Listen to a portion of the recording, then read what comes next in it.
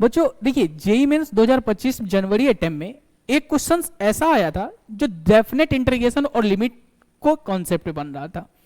जैसे ये क्वेश्चन है हमारे पास, यहाँ पे थोड़ा सा डाटा एरर है। ये जो पावर है 1/t यहाँ पे है और नीचे में 4/e है, सही है।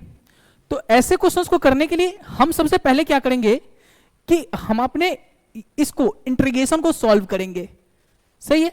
तो हमने सबसे पहले इंटीग्रेशन को सॉल्व किया, सही है। इंटीग्रेशन को सॉल्व किया तो 3x + 5 और dx के रिस्पेक्ट में इंटीग्रेशन हो रहा है, t तो कांस्टेंट है, यानी कि 3x + 5 की पावर t का इंटीग्रेशन क्या होगा, 3x + 5 की power t + 1 divided by t + 1 और कोफिशिएंट ऑफ 3 है तो 3 से डिवाइड और लिमिट क्या चलेगा 0 से 1।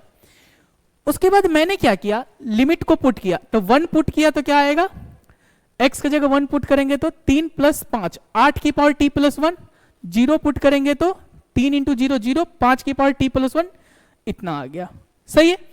अब हमने ऑब्वियस ही बात है, अच्छा इस सब की पावर जो चल रही थी ना, इस सब की पावर 1/t चल रही थी। जैसे ही हमने लिमिट पुट किया, तो जैसे ही लिमिट t के जगह 0 पुट किया, तो जैसे ही t के जगह 0 पुट करेंगे तो आप देखिएगा नीचे में यहां पर क्या बनेगा 3 और नीचे में तो 3 बन गया, और t के जगह 0 रखेंगे तो 8 और इधर कितना 5, तो 8 - 5 कितना होगा 3 और 3/3 1 की पावर इंफिनिटी फॉर्म बन गया।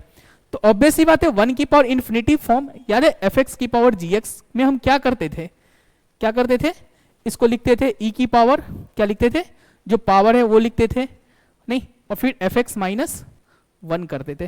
तो हमने वही चीज किया, e की पावर जो पावर था वो लिखा और fx की जगह ये लिखा हुआ है तो fx - 1 किया, सही है।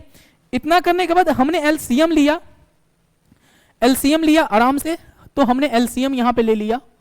बच्चों जब हमने एलसीएम लिया और t को 0 पुट किया, तो t को जैसे ही 0 पुट कर रहा हो तो ये 0/0 फॉर्म बना रहा, सही है। और 0/0 फॉर्म का हम इलाज जानते हैं कि एल हॉस्पिटल लगाते हैं, तो हमने यहाँ पे एल हॉस्पिटल लगाया बच्चों। तो एल हॉस्पिटल लगाया तो 8 की पावर t + 1 का डिफरेंशिएशन क्या होगा, 8 की पावर t + 1 ln t और 5 की पावर t + 1 का 5 की पावर t ln फिर 3t का कितना हो जाएगा 3 और t 3 का क्या हो जाएगा 0 डिवाइडेड बाई 3। इतना करने के बाद बच्चों हमने इंडिविजुअली डिवाइड किया, तो इंडिविजुअली डिवाइड किया तो इस दोनों को एक साथ रखा और 3 डिवाइड होके कितना आ गया, वो 1 -1 आ गया। तो अब हमने इसको तो एक साथ रख लिया बच्चों और e की पावर -1 को एक साथ रख लिया। अब हमने क्या किया कि e की पावर -1 को ना हमने 1/e लिख दिया, e की पावर -1 को हमने क्या लिख दिया बच्चों 1/e, सही है। और यहां पे क्या बना, e की पावर 8/3 ln 8 -5/3 ln 5, सही है। अब हमने इसको log की प्रॉपर्टी लगा के इधर भेज दिया, तो ln 8 की पावर 8/3 और ln 5 की पावर 5/3 आया। बच्चों अब इसमें हमने क्या लगाया, log x - y क्या होता है, log x/y होता है, तो हमने log x/y लगाया और नीचे 1/e चला, 1/e को तो मैंने नीचे लिख दिया। अब हम इसको लिख दिए 8 की पावर 8/3, काहे कि e और ln एक दूसरे को कैंसिल कर देंगे और नीचे क्या बचा 5 की पावर 5/3। अब ऑब्वियस ही बात है 8 की पावर 8/3 और नीचे में 5 की पावर 5/3, तो 8 को हम 3 + 5 के रूप में लिख दिए। अब 3 से 3 डिवाइड होके 1 बचेगा और यहाँ पे 5/3।